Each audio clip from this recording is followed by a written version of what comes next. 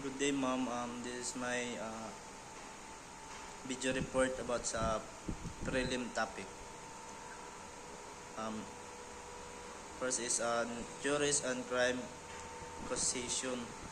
Pinakauna is ang biological theory, as emphasized by Schimmelger 2011. Biology theory support the concept that the mind is the center of one's personality and the major determinant in controlling human behavior. And first in is an sunod is a type of biological theories. And first is an early positivism, 1880 to 1930. This biological approach built upon evolutionary principles and were the first to apply scientific techniques to the study of crime and criminal. Early positivistic theory view criminals as throwback to earlier evolution. So sa early positivism is associated siya with Cesar Lombroso. And early positivism believed that crime is caused by biological factors. Bali, ang criminal kay born with certain physical or genetic traits that make them na different sila sa mga normal na tao, na people. Example, ang isa ka person, yung mga abnormal physical picture like large jaw, unsymmetrical face. It believes to have a higher tendency to commit ang crime. May lagad mga higher tendency na makakommit sila ng crime. Next is an physiognomy, penology, or craniology. In these early days of explaining criminal behavior, many theorists at the time believed that criminal tendency can be determined through their physical appearance. Two of the most popular theories are physiognomy and craniology. And explanation is these are the early biological theory, claiming that facial figures or skull stage, shape, or hard size can determine personality and criminal behavior. Determine na nila mga behavior. Example, kabalian, isa ka person with a harsh looking face, yun mga makalaong ko guys sa nakuan ba, or an usual skull shape is judged as aggressive or criminal. Ang mga tao na makalaong ka ba na kuan bayo padaan, criminal na diyan ba. Next is an phrenology. According to Hagan 2007, phrenology is that claim to determine personality and intelligence on the basis of the size and shape of a person's skull and was popular from the mid 1770 to the mid 1800. And phrenology is associated siya with Franz Joseph Gall. And phrenology studies siya to bump of the skull to determine mental abilities and character traits, certain area of the brain control behavior, including criminal tendency. Example, an isa ka person may large bump in the area linked to the aggression. They believe to more violent, bali ginatuo na mas mas violent tigad sila. And next is what is atavism. Atavism came from a Latin word abatus, which means assistor, and it's a concept used by Cesar Lombroso in 1835 to 1909. In Italy, physicians who taught criminal were abasis or throwbacks to an early stage of evolution and view criminality as the result of atavism. According to him, the atavistic individual was essentially a throwback to more primitive biological states. So an atavism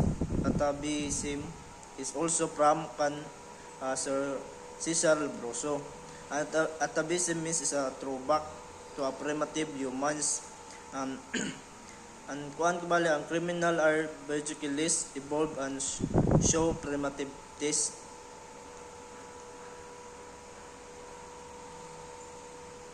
Next is ang kuan. Next is an Charles Bachman Gorging on 1970 to 1999.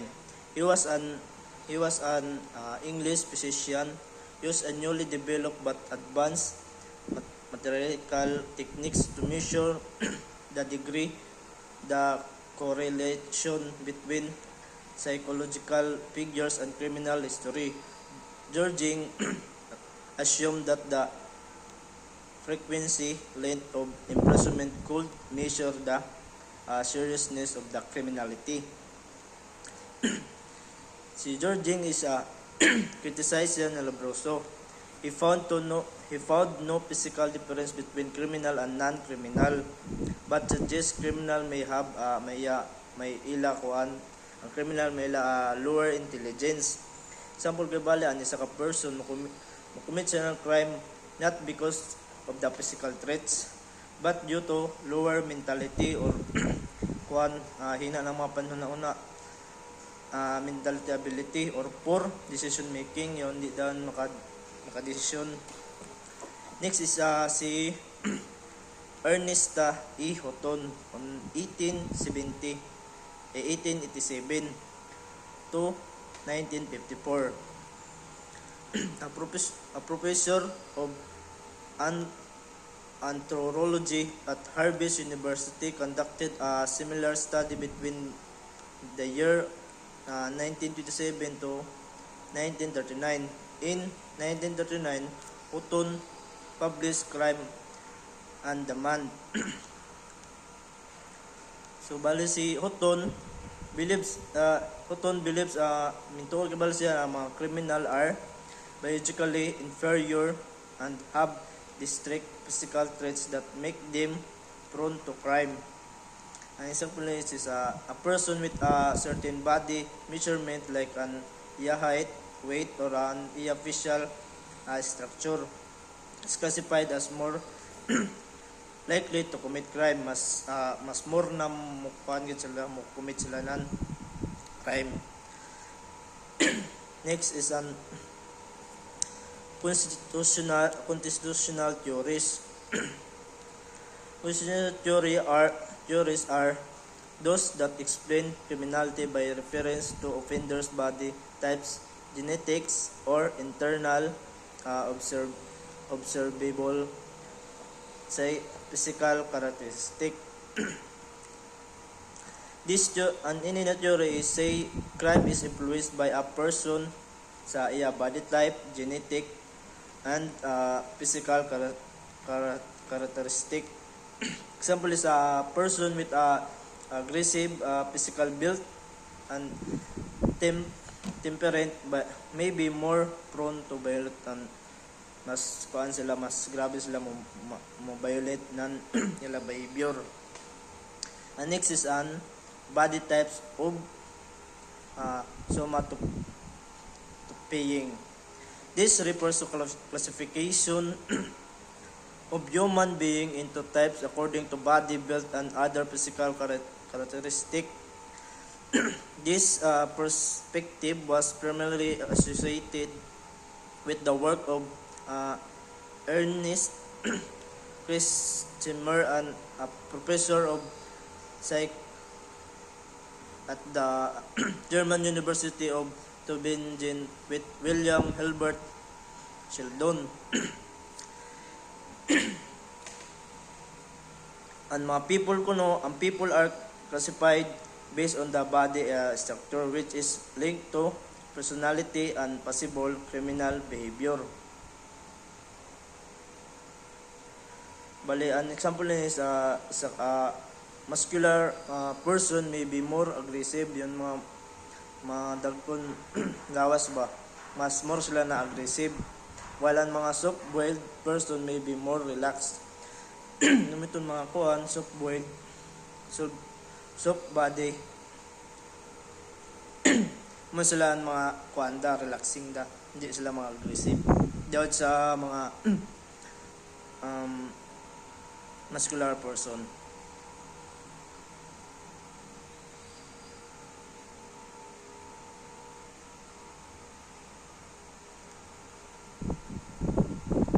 Next is ang kuan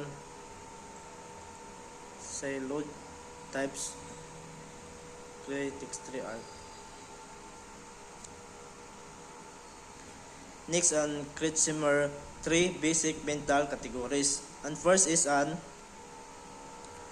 cycloid associated with a heavy set soft type of body vacillated between normality and abnormality were said to be lack of spontaneity and were true to commit most likely non-violent property types of offense.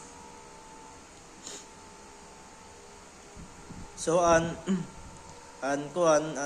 celluloid is a heavy or soft body, bali mood change o usually mo commit na mga non-violent na crimes. Bala example an person who commit fraud or theft due to emotional instability. And next is an childroid who tended to process athletic muscular bodies, but it could also be thin and leans were seen as more likely to be and to commit violent type of offense. And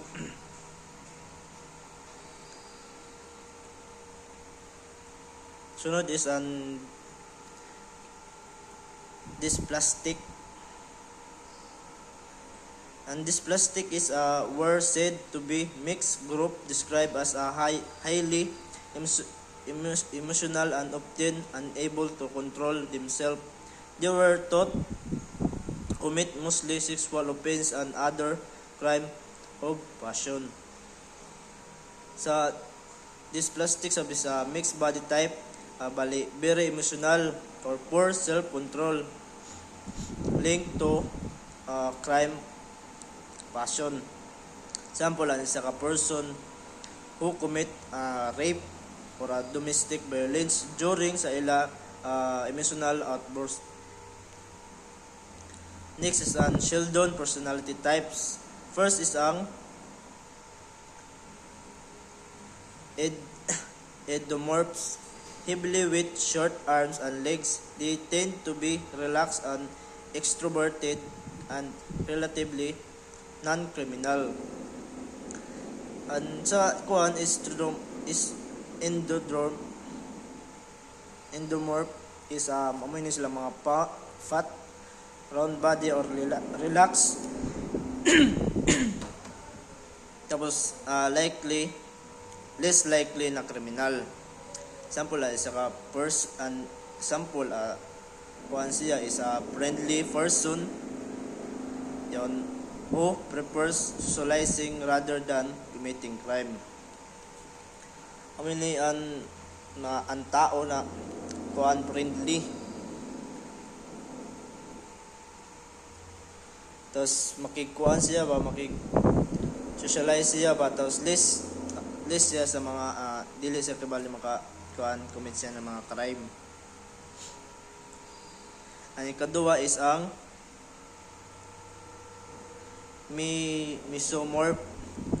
mesomorphs are athletic and muscular. They are tend to be aggressive and particularly likely to commit violent crimes and others crimes requiring strength and speed. So sa kuansab sa mesomorphs is kuanin sila mga muscular, mga dagkong lawas, strong or mga kusgan pero mga aggressive. Tapos most likely makumit sila ng mga violent the crime.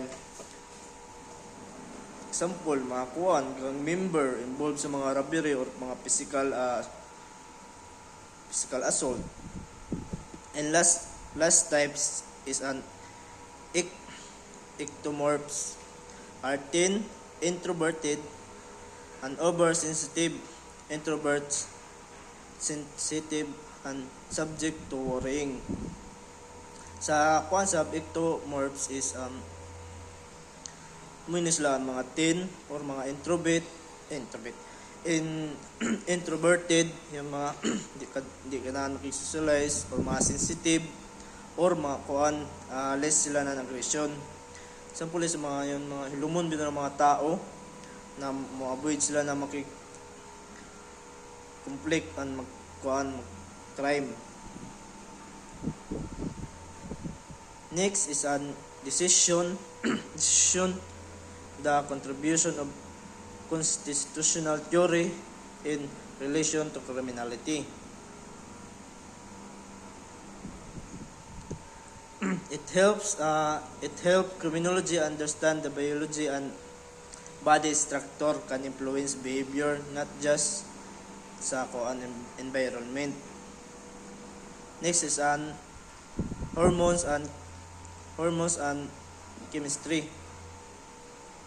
Human body is filled with many kinds of substance that act as chemical messenger to help its various part perform their function. This function include behavior.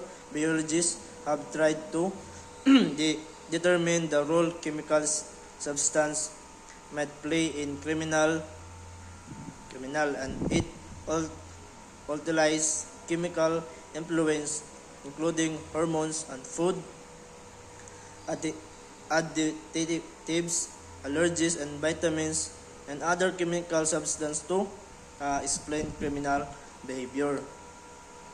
So on hormones and chemistry is isa ni ka behavior including crime can be affected hormones and chemical in the body like mga testosterone or drugs or mga food. Example ng bali, a person with a high testosterone may become more aggressive. Kung taasan niya testosterone, mas aggressive gud siya, leading to a fight or violent. Tama yun, makik-away na, violent na siya. And that's all, ma'am, na ako i-discuss about sa prelim na topic.